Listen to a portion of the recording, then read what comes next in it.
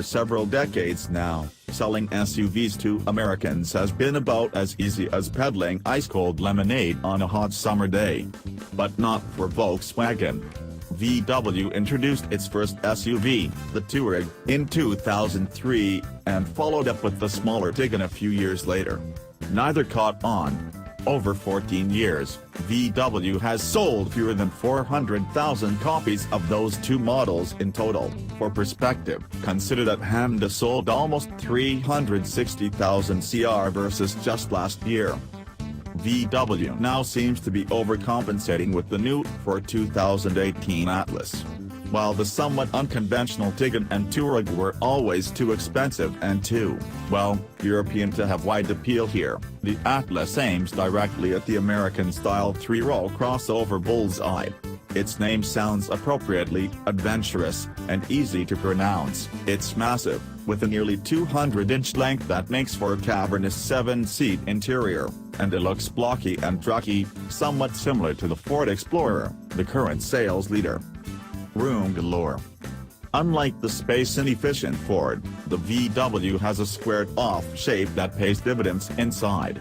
The Atlas's interior is airy and open, with oodles of room for legs, feet, and elbows in all three rows.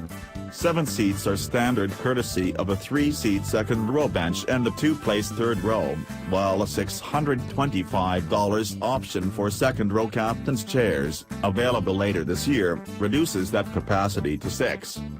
There's no 8-seat arrangement as in the Honda Pilot, but the Atlas is otherwise one of the most accommodating non-minivan people carriers on the market. The second-row bench is nicely padded and, when slid to its rearmost position, has sufficient space for adults to cross their legs. The third row is easy to get into thanks to a fold-and-slide function for the second row that creates a generously sized portal. And, beyond the plentiful space for the 6th and 7th passengers, what's more impressive is that the Atlas's third-row seats don't force adults' bodies into awkward, contortionist positions. The bottom cushions are high enough that your knees won't be at your chest, and the backrest angle is comfortable even for longer trips. Looking to haul non-human cargo? The Atlas continues to please. There's a useful 21 cubic feet of space behind the third row, a cavernous 56 cubic feet behind the second row, and a downright massive 97 cubic feet with all seat backs folded to create a continuous, flat floor. Each of those figures is near the top of the class. Proven bones. We're not surprised at Volkswagen's packaging acumen, given that the Atlas derives its bones from VW's MQB platform that is used in many VW and Audi products. Yes, really, this behemoth shares its basic suspension layout and select other hard points with the VW Golf hatchback, also a paragon of space efficiency. While we wouldn't go so far as to say that the Atlas drives like a Golf, it does share a sense of solidity that we've come to expect from Volkswagen. Ride quality is sublime, with just the right amount of compliance, luxury car light wheel control, and a stiff structure that soaks up impacts without any hint of reverberation. The trade-off for that ride quality, not surprisingly, is a considerable amount of body roll, even when pushed, though the Atlas remains predictable and secure, turning in 0.84 grams around the skid pad and stopping from 70 miles per hour in a competitive 174 feet. Familiar VW hardware resides under the hood, too, in the form of a 3.6-liter narrow-angle V6 making 276 horsepower and 266 pounds-to-foot of torque, mated to an 8-speed automatic transmission. This drivetrain proved less than energetic in our fully loaded, all-wheel drive Atlas Cell Premium test car, motivating its 4,728 pounds to 60 miles per hour in a lackadaisical 7.9 seconds. The Honda Pilot and the GMC Acadia are nearly 2 seconds quicker. The Atlas also lags in fuel economy, averaging 19 miles per gallon in our hands and 24 miles per gallon in our real-world 75-mile-per-hour highway fuel economy test, in which the V6 Pilot and the turbo 4-cylinder Mazda CX-9 recorded 26 miles per gallon.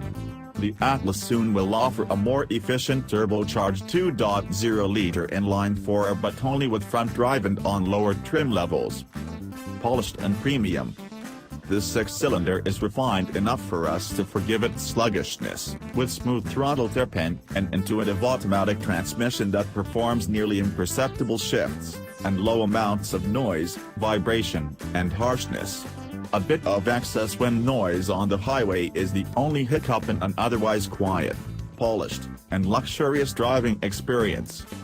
Luxurious also describes the Atlas's price, at least in its fully loaded cell premium form, which just slides in under $50,000. If $50,000 for a Volkswagen seems like a tough pill to swallow, remember that mid-size SUVs from Chevrolet, Ford, and Dodge are similarly pricey.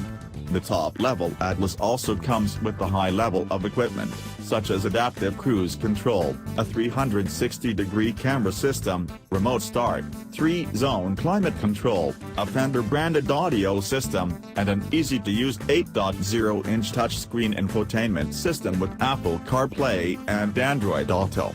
With some cheap plastics found on the door panels and tacky-looking fake wood on the dash, however, the Atlas's interior quality reminds us less of the polished Eurocentric Golf and more of the cheapened cabins of the North America-made Jetta and Passat. Like the latest Tennessee-built Passat, the Atlas is tailored to the American market and is built here. But unlike Passat, it doesn't replace a slow-selling Euro-tuned model. The touring will continue here, so those who prefer the latter can still find it at a price. VW is clearly operating outside of its comfort zone with the Atlas, but it has created a competitive three-row SUV with the right priorities for its audience. With a cavernous interior, solid driving dynamics, and vaguely rugged styling, the Atlas is finally an SUV from Volkswagen that hits its mark.